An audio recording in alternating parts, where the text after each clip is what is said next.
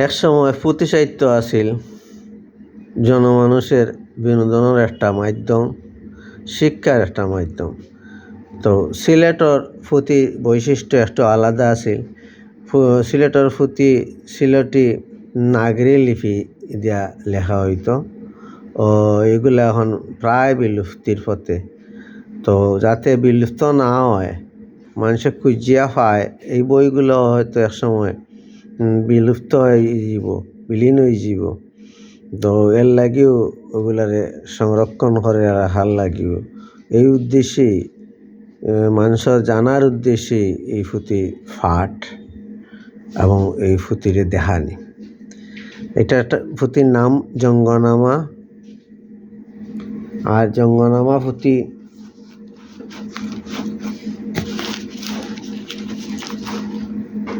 লেখছেন ওয়াহেদ আলী, রচনা করছেন ওয়াহেদ আলী।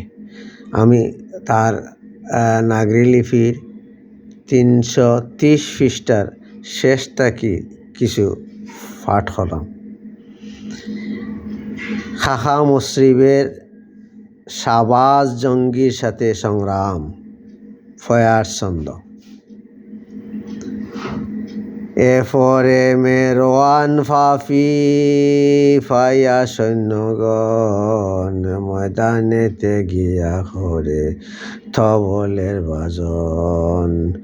জঙ্গের নাখাড়া শুনি নকিবের আওয়াজ, দুই দলের সৈন্য যত সব হইলা সাজ।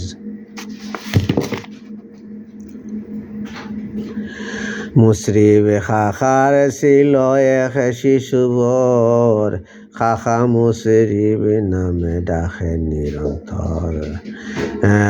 9 বছরের ছিল শিশু মুক্তিবান, সাজিয়া বাপের আগে হইলা আগুয়ান। সালাম করিয়া কহে ছাতি ভরে হাত, বাবা জান আলম ফানা শুনো মেরা বাত।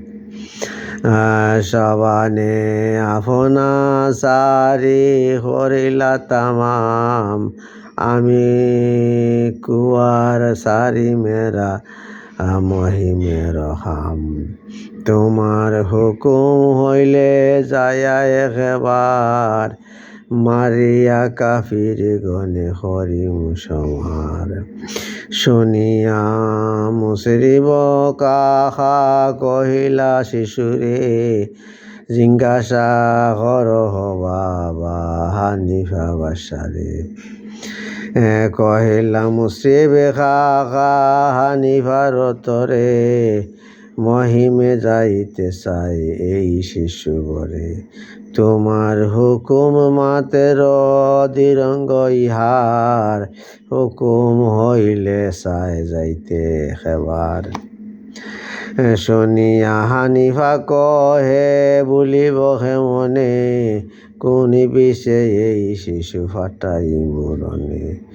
মুশরিফে কহেন সাহা নাবাবিয়ার, সতে সাবাল ফতে কুরবান তোমার।